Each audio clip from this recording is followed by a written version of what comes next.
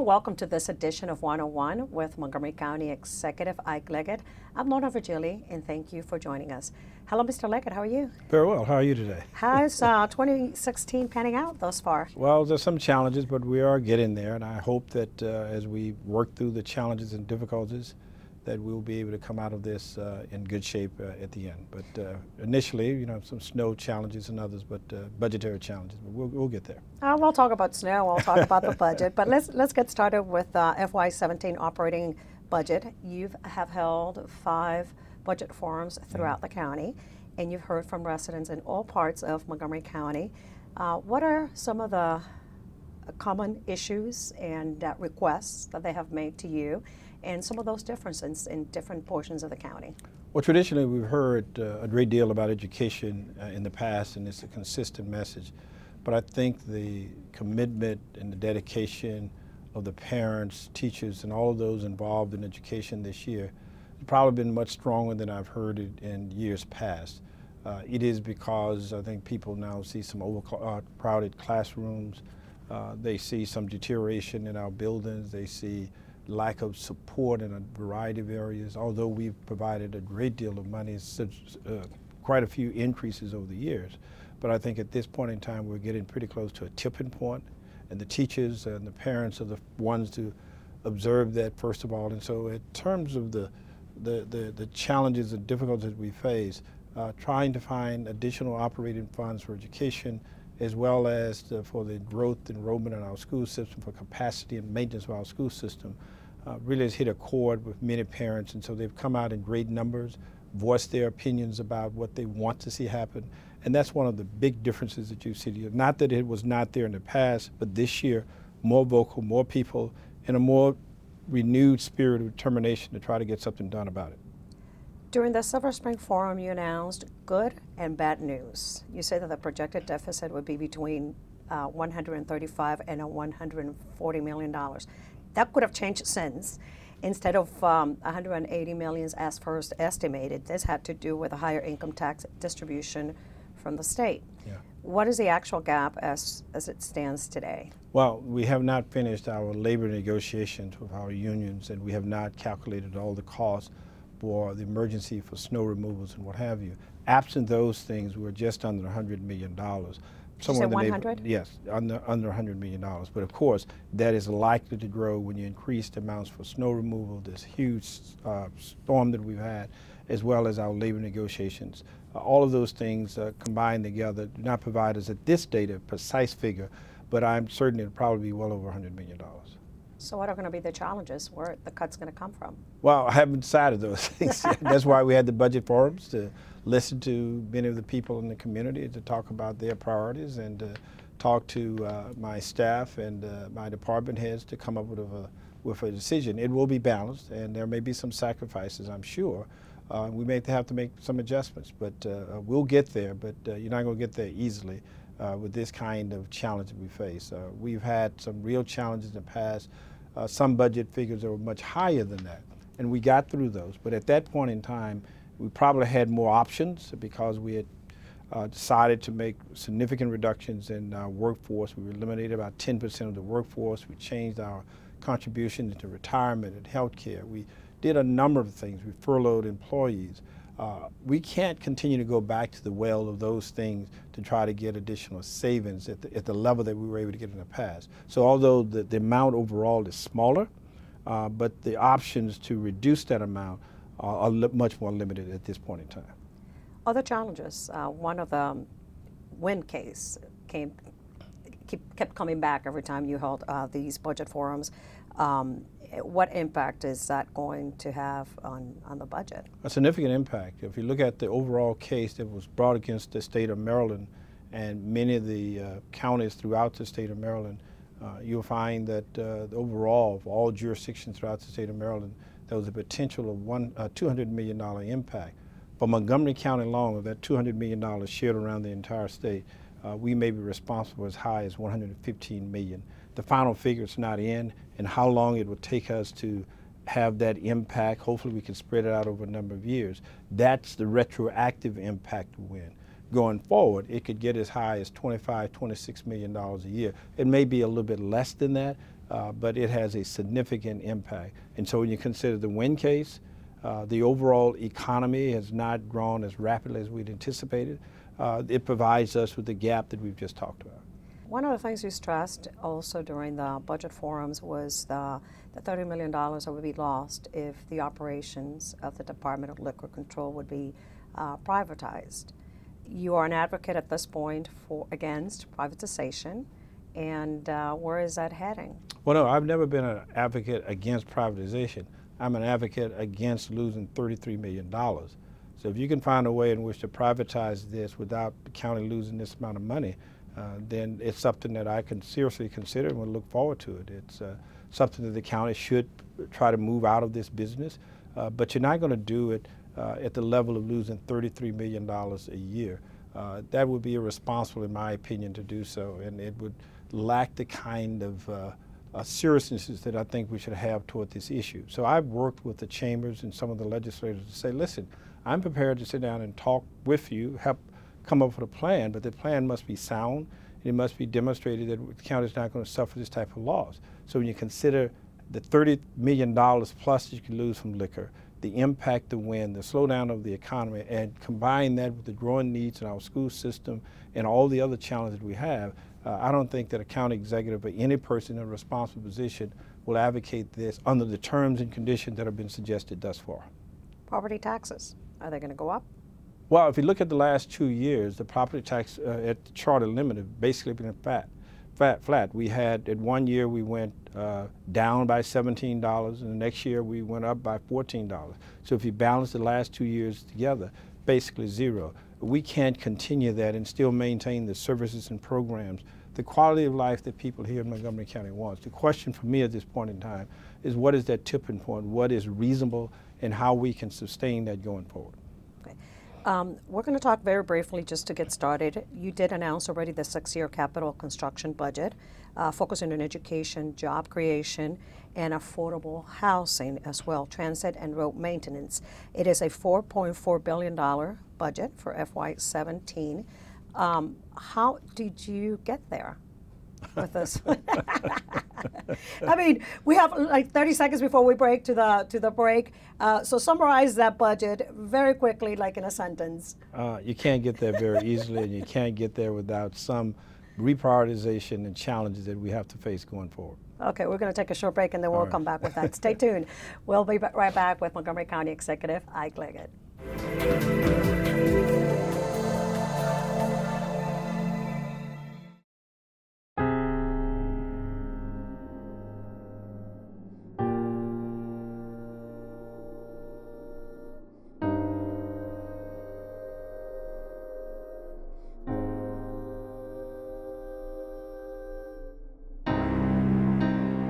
There's a reason why area law enforcement are out enforcing pedestrian and traffic safety laws and preventing killer pedestrian crashes.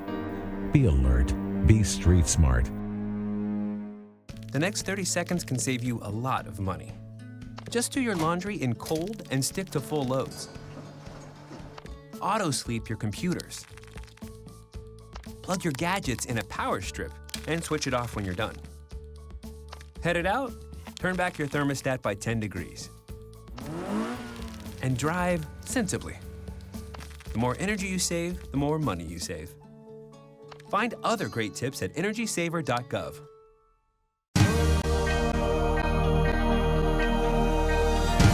Be active, Montgomery. Woo! Be active. Be active, Montgomery. Be active, Montgomery.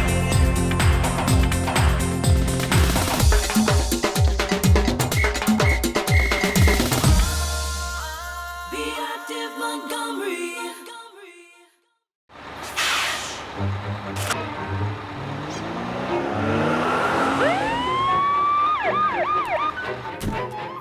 Hey, mister, down here. You illegally passed the stop school bus. I'm placing you in timeout, and this timeout means big fines, plus you really could have hurt somebody. That's why school buses are being equipped with video cameras to help kids like me stay safe, so respect the bus.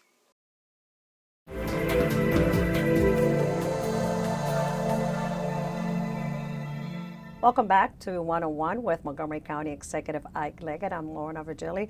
That was a big laugh when I asked you to summarize it in just one sentence. All right, so the FY17 six-year capital construction budget. Let's talk about first and foremost school education. Well, we have to talk about all of those things together because you have to balance the six-year plan and you balance it against what we can afford, what we can borrow, because we borrow a great deal in order to sustain a capital budget. In my opinion, the top priority for me and for the county overall is education. And when you look at the number of students that have enrolled in Montgomery County schools, we're up to about 156,000. That's the largest in the entire state. We're growing about 2,900 students per year.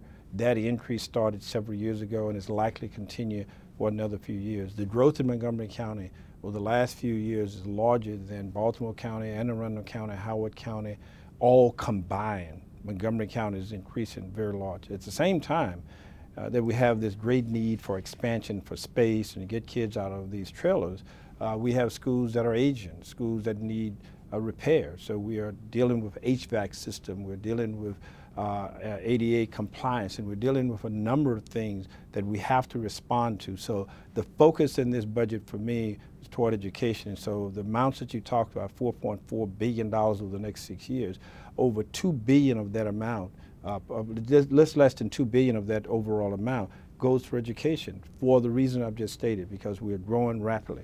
Clearly there are other things in the budget as well. We make certain that we're going to retain and enhance the libraries in Montgomery County, the recreational centers that we have in Montgomery County, large challenges with transit and transportation we have to deal with as well. But the focus for me has been to try to put as much as we possibly can for education. Yeah. Now, some of the other sections people I get complaints about because county buildings, for example, have not been up at the same pace that we've kept for maintenance of other locations, other facilities throughout Montgomery County. But that's the balance that I have to make. If I have to choose between whether we modernize our county buildings or to put more into education, I'm going to err on the side of education. Transportation is one of those other priority components on your budget year after year.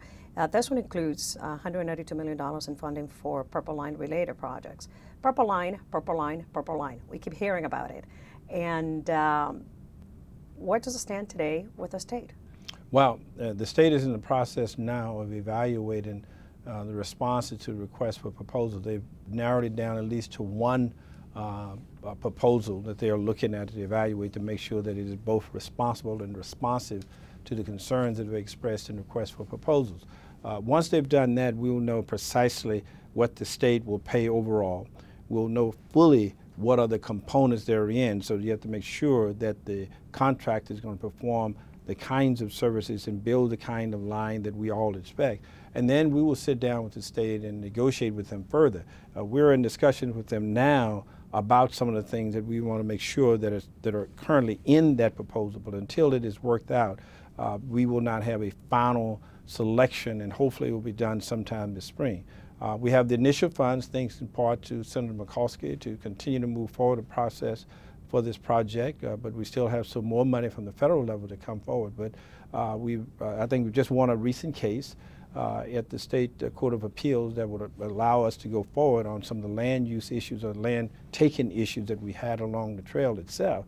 And so we look forward to moving forward. The only thing that I could think that would be a detriment to this and potentially stop it at this point in time may be the pace of the federal funds and whether or not you get those at the time that you want and the project remains on track from the federal funding perspective. But we believe that it's worked out, and we believe that we have a good, solid foundation to move forward, and I think we will go forward.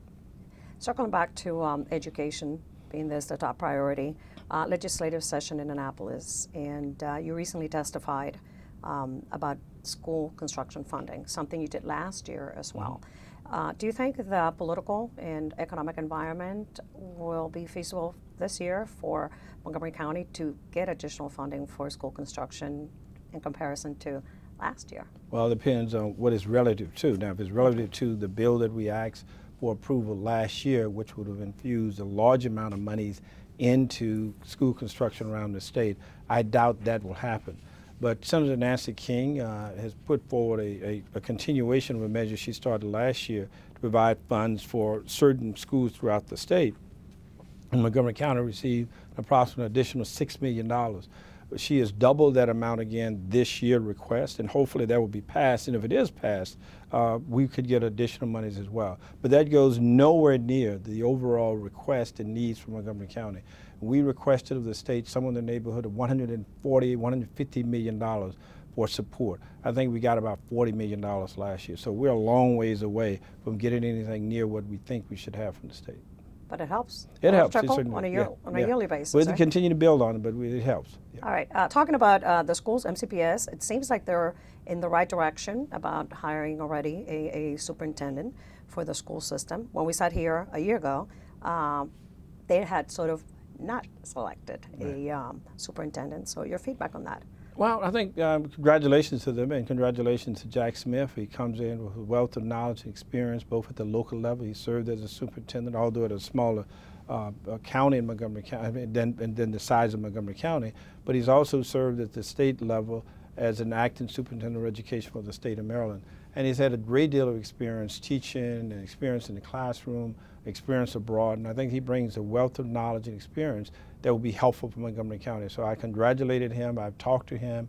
He's energetic about the job, and he's going to hit the ground running. And I look for significant improvements in our system under his leadership.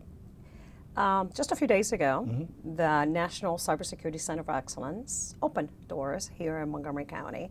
And you were there for that ceremony. There were members of the Maryland Federal Delegation as well as the U.S. Secretary of Commerce.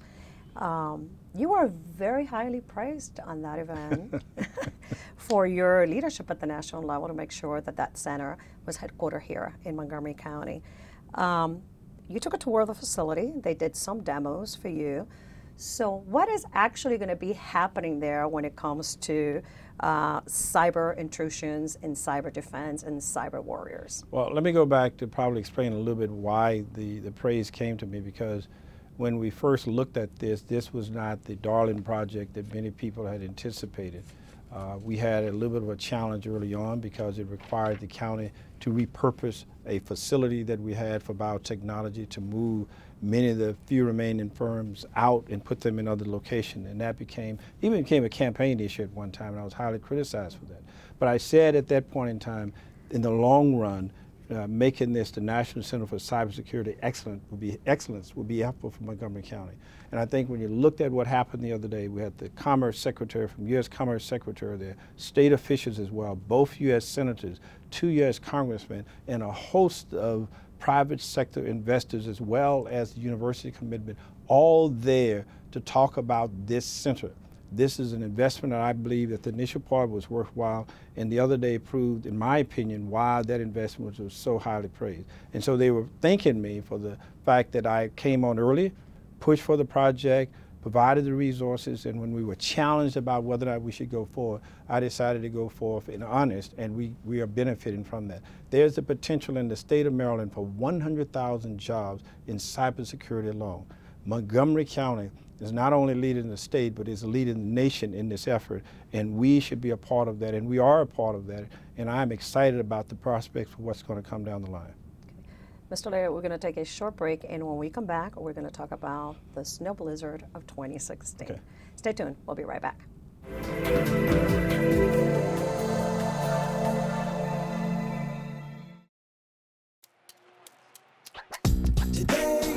Yeah, salad on Saturday, fruit on Friday, throw a ball Thursday. Water Wednesday, touch your toes Tuesday. Let's move Monday, swap us next Sunday. 60 minutes of physical activity a day and eating well can help get your child healthy. So keep them active and eating well every day.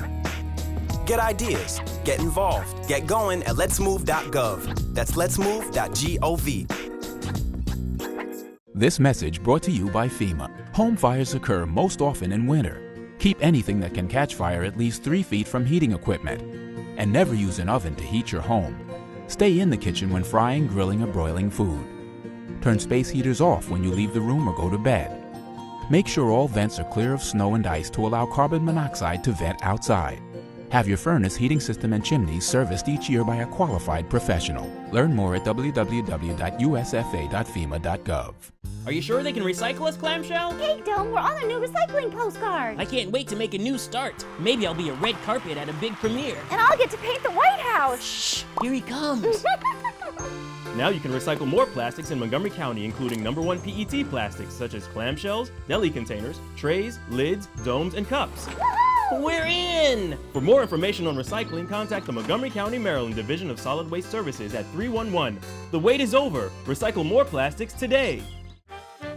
Did you know there are more than 10,000 county government phone numbers? But there's only one number you need to remember for non-emergency calls, 311.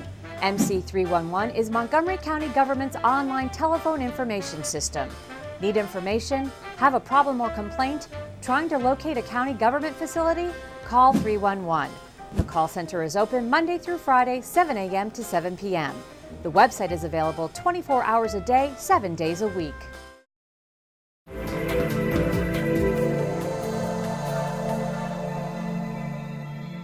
Hello and welcome back to 101 with Montgomery County Executive Ike Leggett. All right, so we started 2016 with that blizzard, more than 38 inches of snow in some parts of the county. And first of all, your assessment. Did the county do a good job? Yes, I think the county did a very good job, but let me explain. So people fully understand. I don't like snow. You know. Who does? Kids. When I first arrived here, many people may know I'm from Louisiana, a warm state, and we never saw snow at all in Louisiana. So when I first arrived here many years ago, I was excited about the snow, looking at the beautiful flakes that would fall. But as I became an elected official, now as county executive, my attitude about snow has certainly changed. Here's why. It costs the county almost $1 million for every inch of snow that falls. And so when people see these beautiful white flakes falling out of the sky, I'm literally seeing dollar signs falling out of the sky. It's a huge amount of money that we could be spending on many other projects and programs and services in the county. Now, as it relates to our performance, clearly you always learn from that. But people have to understand that we go through a great deal of effort organizing and planning our services for snow. We start with a snow summit where we practice and rehearse. We go through all of the things there. We bring our contractors in. And we are prepared for it as best you can. We have more salt and sand than almost anybody within the region, far more than many. We have a large facility to accommodate that.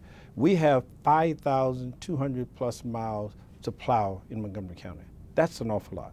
And when you look at it, and I hear these comments from people from other places around the nation, well, Chicago did this and New York City did this. No, that's not true. You can't, and they are not prepared to handle 40 inches of snow. I was looking very recently at what happened in New York City. They had less snow, and they did a wonderful job in downtown Manhattan. But all of the outer boroughs were still plowed in snow long after Montgomery County had cleared its snow lanes and roads. And so when you look at the amount of snow, a record amount of snow, and the time that the county removed that snow, we did a very good job.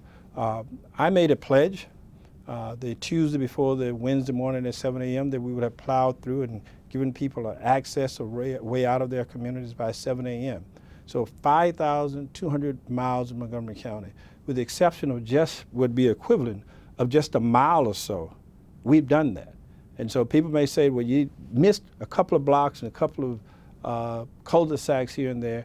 Well, we picked those up as well. But overall, this was a massive job. The people, men and women who worked on this did a wonderful job on it. And we were ahead of everybody in the region and many around the entire country. So if you look at that and compare Montgomery County, I would give us an A-. The minus comes, in my opinion, because our technology, the 311 system and the map, the snow map were not in sync. It gave information that was not as accurate as it should be. And as a result of that, we got a huge number of calls to the 311 system. And when you get 25,000 calls or more, no system is going to be able to accommodate that with the accuracy that you would want. That's the only area that I would say that we actually need to make significant improvements on. And that would be lessons learned, the MC 311 call-in center. No, it would be the snow map. And the snow map. Well, but the snow map, the information on there was said in progress, should have been a little bit more explicit about that. That information was not sufficient, and therefore people called 311 probably more than they otherwise should have done. had we made the information more accurate on the snow map, it would reduce the number of calls to 311, and we probably would not have had the crush of calls that we have. Okay, so overall, an A-. A-, yes. Yeah. All right, let's talk about, you were recently at the White House, and this had to do with the library card program. You launched it here in Montgomery County, and then you served in a panel at the White House with leaders from over 40 cities from the United States, the country. So how was that, and how was Montgomery County perceived as a national model on that? I think very well, not only just because of the library card, but because of the infrastructure that we have, the number of libraries, the services we provide, the diversity of material, the overall technology we have in libraries today, as well as the management of the libraries. Now, certainly you can always improve to make sure that we continue to expand. There are things that we want to provide in terms of greater service to residents, and the library cards to make sure that we enhance library services with that, to get a library card in the hand of every student in Montgomery County is a goal that we launched. And so part of this panel, part of the discussion was to talk about what we are doing in Montgomery County overall, what we are doing as it relates to library cards, and the responsiveness that we've had throughout our community about libraries, access to libraries, materials in libraries, and the wonderful job that libraries perform in Montgomery County. We have a great library system, but we can't rest on our laurels because our population continues to grow. It becomes more and more diversified. People need more space, more technology in libraries, more material in libraries, and we need more people in libraries to assist those folks. So we are going to continue to move in that direction to make sure that we stay on top of demand for library services in Montgomery County. February is Library Lovers Month here in Montgomery County, and recently you were there for the reopening of the newly remodeled Twinbrook Library. Right. We have a closing of the Wheaton Library coming up soon to be remodeled, and which one's next? Well, we're going to do the Wheaton Library and Rec Center, a combination of the Recreation Center and the library, and we've just reopened the new Twinbrook Library. So the Wheaton will be the next one, and there are a number of smaller libraries that we are looking at to evaluate how they would come along online, and they would have what we call a refresh, which generally is something less than $1 million, $1 million to $1.5 million of services, programs, and additions within the libraries to bring them up to date, rather than to wait 10 or 15 years for a totally new library. We're going to refresh a number of libraries throughout the county. Volunteers. Over 3,000 volunteers showed up for the day of service of celebrating Dr. Martin Luther King Jr. And now you're taking nominations for the Montgomery Serves Awards and the Neil Potter Volunteer Service Award. Oh, as well as the Roscoe Nix Award, which is our highest award. The challenge for us is to try to recognize the many outstanding people and make a selection from many who've done so much in our county over so many years. And so I urge people to at least write for the first two, the Neil Potter Award and the Service Award. The Roscoe Nix Award is made by myself, and I make those selections myself. But it's a wonderful program that we have in services in Montgomery County. The quality of the services, the number of people continue to expand, and we want to recognize those people, and we're going to do so in the upcoming months. And the ceremony will be on May 2nd at Imagination Stage in Bethesda. That's right. Thank you, Mr. Leggett, for being here with us, and we'll see you next month after you submit the budget to County Council. Thank you. For you watching, remember, any information about the county, do visit the website, montgomerycountymd.gov. I'm Lorna Virgili, and thank you for watching.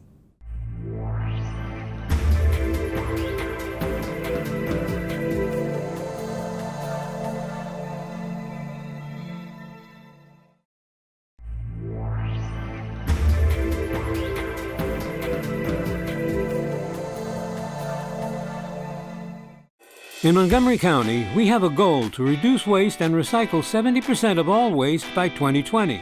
By recycling and reducing waste, we save natural resources and make our community even better. So recycle at home, work, school, everywhere, and keep recycling going. For more information, call the Montgomery County, Maryland Division of Solid Waste Services at 311 or visit montgomerycountymd.gov/recycling. Keep it going. Recycle more now. So, I'm kind of new here, but I've noticed a trend. My human does this funny thing where she goes around and gets all my toys, and then she hides them in that basket by the door. It's like, hello, that's where you put it last time. You were the worst at hide and go seek.